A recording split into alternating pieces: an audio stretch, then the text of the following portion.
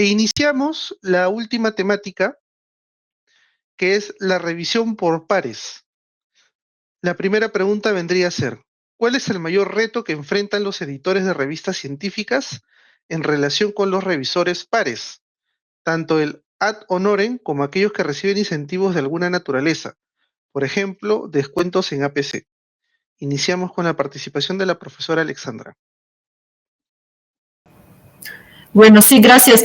Les voy a decir que no tengo mucha experiencia como editora de revistas, pero como un revisor sí.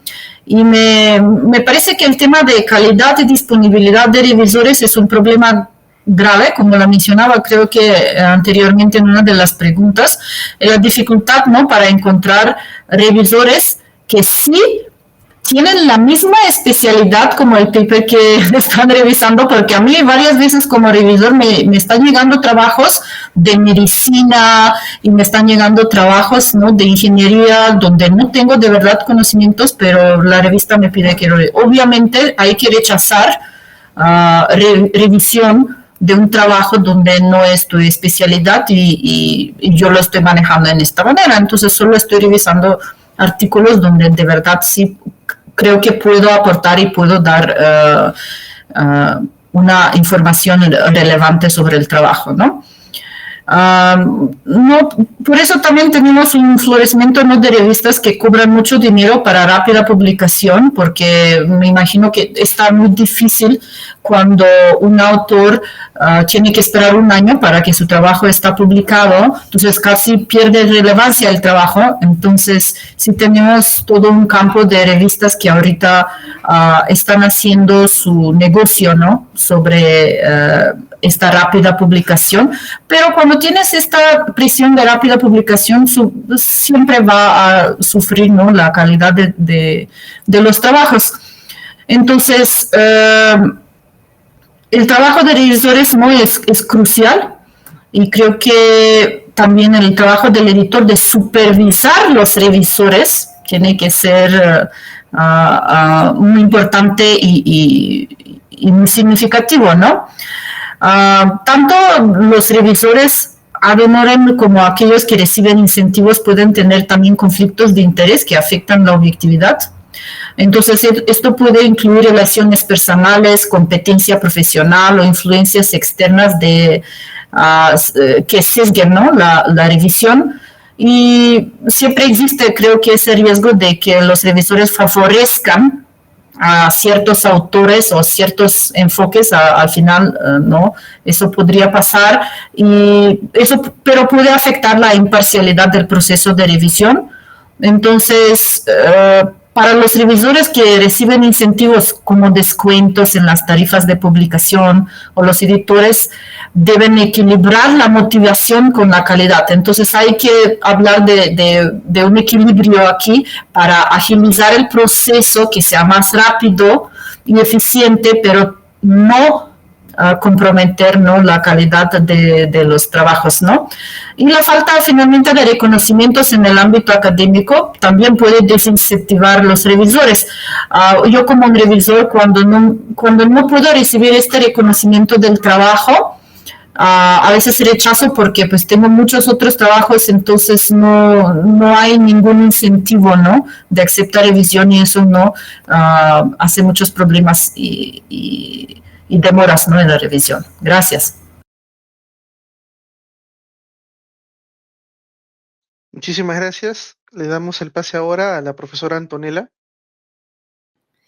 Sí, bueno, a mí me gustaría un poco retomar esto de cuál es la dinámica de un investigador o de un revisor, porque yo me ubico también más en este rol, si bien participo de comités editorial y todo, el trabajo que más frecuentemente realizo es el de revisora. Y es una labor que uno realiza en el medio de otras tantas. ¿Por qué? Porque el investigador tiene que estar escribiendo, coordinando, gestionando, dando clases. Digamos, hay convocatorias abiertas de fondos, por ejemplo, para los cuales uno tiene que prepararse también, y conforme sean las instituciones, a veces demandan mucho trabajo. O sea, hay como una multiplicidad de tareas que realiza el investigador. Entonces, este tipo de labor, el de la revisión, no solamente que requiere de mucha seriedad, sino también requiere de expertise en el tema. Entonces, se superponen dos conflictos en este caso. Por un lado, el escaso tiempo. Y por otro lado, el hecho de que vos tengas personas preparadas que puedan revisar esos temas. Entonces, me parece que es una labor titánica para los editores encontrar evaluadores. ¿Por qué? Porque esta labor se hace, como dije, en el medio de otras, entonces es cada vez más complejo el encontrar personas que puedan hacerlo. Desde el punto de vista de los incentivos, yo suscribo un poco lo que dice Alexandra en el sentido de que hasta que puede que querramos realizar el trabajo, el problema es el tiempo y que no todo el mundo puede entregarlo en el plazo que te dice la revista. La revista te dice, tenés un mes para hacer esto y en realidad quizá vos en ese mes tenés miles de entregas en el medio. Entonces, a veces pasa también que uno no es que no quiere aceptar, sino en ese momento que te pide la revista no podés, o inclusive la revista te dice, puedes volver a revisar este artículo. Imagínense si costó revisar una vez, revisar 2 veces el artículo, quizá ustedes pueden decir, bueno, ya lo leíste. Sí, pero todo va sumando en cuestión de tiempo. Entonces yo creo que es un aspecto sumamente desafiante a los cuales los editores se enfrentan y los autores, ¿en qué sentido nos enfrentamos a esto? A que uno enseguida al recibir digamos que los dictámenes, uno se da cuenta el editor que le puso mucho corazón a su revisión, que le puso tiempo y aquel que lo hace quizá muy formalmente, ¿verdad? Entonces, yo creo que uno enseguida percibe eso también. Y algo no menos importante que quisiera subrayar es que esta labor realizada al interior de, por ejemplo, la endogamia que se da a veces es una mala práctica feroz porque uno a veces ya sabe cómo escribe cierta gente. Entonces, al núcleo de un tema, uno ya sabe de quién está recibiendo la publicación, ¿verdad? Entonces, me parece que esos son los sesgos que tenemos que evitar también. Inclusive, entre especialistas, ok, conoce del tema, pero acá aparece otro riesgo, que es que la persona pueda conocer y por bien o por mal, esto sesgue su percepción del manuscrito. Muchísimas gracias por su participación, profesora. Finalmente le damos el pase a la profesora Bexy Perdomo. Excelente. Sí, ciertamente el editor a veces tiene que hacer casi que magia para conseguir las personas idóneas para poder hacer la revisión par de esos manuscritos que llegan allí, ¿no? Ciertamente es una tarea y como ya lo han expresado Antonella y Alexandra, los investigadores no están allí sentados en un balcón esperando a ver qué cosas llegan por hacer. Estamos tan cargados de compromisos, estamos tan comprometidos con otras actividades y para muestra lo que vemos acá, tenemos investigadores que están en este momento, en esta transmisión, fuera de su país de origen porque están cumpliendo compromisos académicos y agradecemos que hagan sus espacios para estar con nosotros. Otros que están participando con nosotros, pero la maleta la tienen allá al ladito porque también están saliendo para otra actividad. Una persona que iba a estar en esta mesa y no pudo estar porque precisamente en este momento está viajando de regreso de estar en otro congreso. Entonces, es decir, somos personas que tenemos mucha actividad y no siempre tanto tiempo. Aparte de que, como decía Alexandra, a veces suele ser poca la cantidad de personas. Pero a eso se suma otro punto.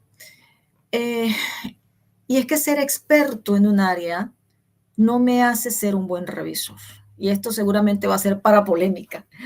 Pero conocer la función, o sea, ser un revisor implica también una capacitación.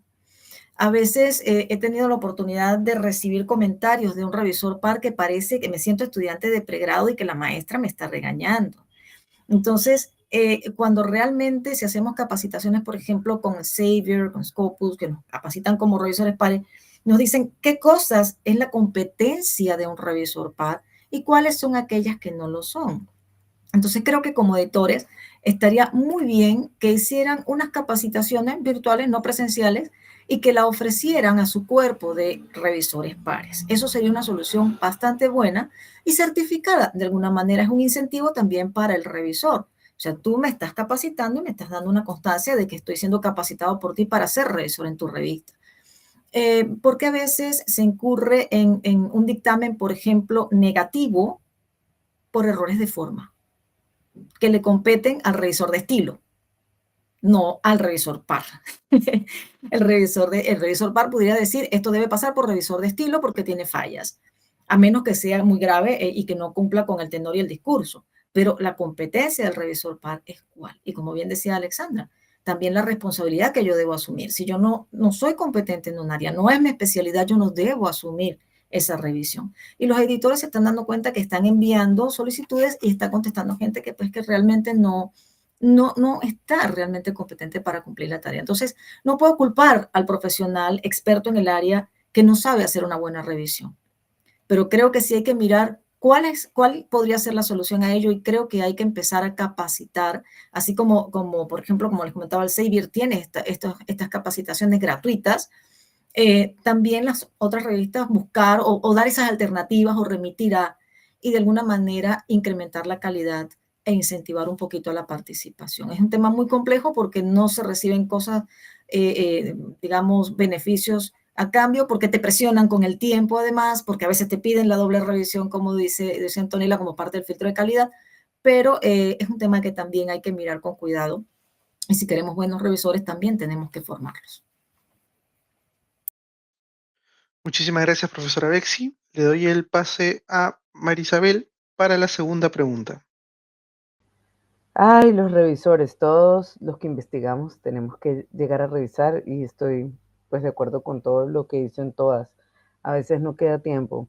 Sin embargo, creo que muchas revistas se merecen siempre buenos revisores, hombre. Entonces las capacitaciones tienen que estar a la orden del día porque hay gente produciendo cosas maravillosas. En este sentido, quiero dejarles a todas la segunda pregunta. Como hemos hecho en la dinámica, pues comenzamos con Alexandra, luego Antonella y por último Bexi. ¿Cómo afecta el fenómeno de las autorías fantasmas al proceso de revisión por pares y los autores nobles y consolidados? Esto me viene como en doble tanda. ¿Y qué medidas podríamos sugerir para disminuir este impacto? Alexandra, por favor, si das inicio. Muchas gracias. Sí, claro, muchas gracias.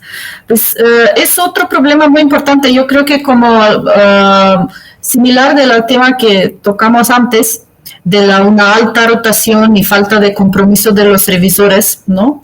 También un problema de las autorías fantasma puede dificultar la transparencia del proceso, ¿no?, de revisión. Por ejemplo, la omisión de autores claves puede llevar a que se ignoran aspectos no críticos del estudio, lo que compromete la calidad de la revisión y la integridad, ¿no?, de la investigación. Entonces, también las revistas pueden dar más peso a trabajos de autores consolidados, ¿no?, lo que puede resultar en una evaluación otra vez sesgada y desventajosa para autores noveles que tienen contribuciones valiosas, ¿no?, pero no se les reconoce adecuadamente, ¿no? Yo tengo unas experiencias personales en eso, que unas revistas sí están como así rezando que un investigador famoso y reconocido publica en su revista. Entonces, sí, como he notado este sesgo que hacen la revisión no de alta calidad solo para que se publica y que el nombre de este autor consolidado se sale en la revista. Obviamente nunca más volví a publicar en esta revista porque no me gustó esto, pero sí lo he notado, ¿no? Entonces, sí, yo he trabajado con investigadores consolidados y puedo decir que sí hay diferente tratamiento a un investigador consolidado de un nuevo cuando se revisa el trabajo. Los autores consolidados a menudo se benefician, ¿no?, de las autorías fantasmas al asumir el control de proyectos y publicaciones, lo que perpetúa una jerarquía que limita el desarrollo de las investigadoras y los investigadores jóvenes, ¿no? Y de otro lado, los autores noveles a veces nos sentimos perjudicados si nuestra contribución no son reconocidas, ¿no?, adecuadamente, lo que afecta a nuestra reputación y desarrollo profesional, además las ganas, ¿no?, de hacer más trabajo, ¿no? Y desincentiva nuestra participación en futuras investigaciones, entonces rompen todas las colaboraciones, ¿no?, por ese tipo de un sesgo, ¿no?, en reconocer el trabajo. Entonces, una medida, pues yo recomendaría implementar prácticas de revisión por pares más transparentes, ayudaría mucho, como revisión abierta, por ejemplo. A mí me gusta mucho el práctica de revisión abierta, donde tanto los revisores y autores sí son identificados de un trabajo, y yo creo que podría fomentar una mayor responsabilidad en la declaración de autores y de su contribución. Gracias. Muchísimas gracias, Alexandra. Qué buena esa última parte de la intervención, ¿no? Sobre esas revisiones abiertas que también aportan esa honestidad, porque saben quién hizo qué, ¿no? Muy, muy interesante. Antonella, por favor, la misma pregunta. Bueno, a mí me tocó escuchar a editores que decían, bueno, si ya viene un autor que tiene un índice H de tanto, yo ya miro con otro cariño ese artículo. O sea, hablamos de que hay gente que ya, digamos, ahí empieza un primer sesgo. ¿Por qué? Porque dice, si esta persona ya publicó esto, entonces como que le mira con otro cariño. Esa fue la expresión que usaron, por ejemplo, en esa ocasión al artículo. Y me parece que desde ahí empieza un sesgo en un proceso que dijimos que tendría que ser objetivo. Entonces, yo creo que este es un aspecto a tener en cuenta, como así también el hecho de que podemos tener estudiantes o autores nobles o profesionales que están iniciando su carrera en investigación y que realizan contribuciones fantásticas porque tuvieron ideas nuevas, porque hicieron algo novedoso, y el primer peso que tienen adelante es no ser conocidos o no haber publicado mucho o no haber publicado todavía. Entonces me parece que se tiene que buscar también esa transparencia, volviendo a esa expresión en cuanto a la revisión. Respecto a las prácticas, yo ahí creo que es muy importante retrotraernos a lo primero que hablamos, ¿verdad? Al hecho de las contribuciones, y que esas contribuciones estén lo más claras posibles, de manera que no haya, por ejemplo, mismo pasa con profesores de mucha trayectoria que se abrogan ciertas autorías en campos de no tener, o sea, volvemos a lo que habíamos dicho en la pregunta inicial, ¿verdad? Creo que hay que ser muy transparente con las contribuciones y creo que las revistas no tendrían que tener este sesgo, aunque sabemos que de repente nos gustaría que autores de cierto fuste estén en nuestra revista. Esto no puede ser un condicionante al momento de evaluar un artículo. Y por acá me voy a quedar. Perfecto, muchísimas gracias, Antonella. Doctora Bexi, su turno, por favor. Bien. Sí, yo creo que este término, esto de la autoría fantasma tiene mucho que ver con ese gancho, por decir un término metafórico, que algunos utilizan de un autor famoso para enamorar al editor que le tiene más cariño, como dice Antonella, a esto, porque me va a subir mis métricas, etcétera, etcétera. Porque uno de los grandes temas que tenemos es que las métricas nos persiguen. A eso les tengo más miedo que a la inteligencia artificial, porque están haciendo que sucedan malas prácticas, porque están haciendo que sucedan cosas que no deben suceder y están desvirtuando la actividad académica científica, ¿no? A veces, en algunos contextos, ¿no? Entonces, a ella sí les tengo un poquito más de distancia que la IA, que me parece que nos ayuda. Entonces, fíjense que esto tiene una connotación tan importante, porque a veces si sucede esto de nosotros dar el crédito a un nombre y no al producto intelectual que estamos evaluando para ver si tiene la calidad suficiente para ser publicado y si constituye una contribución a la comunidad científica, pasan cosas como el caso de la famosa premio Nobel. ¿Quién no quiere tener en su revista una publicación de un Nobel?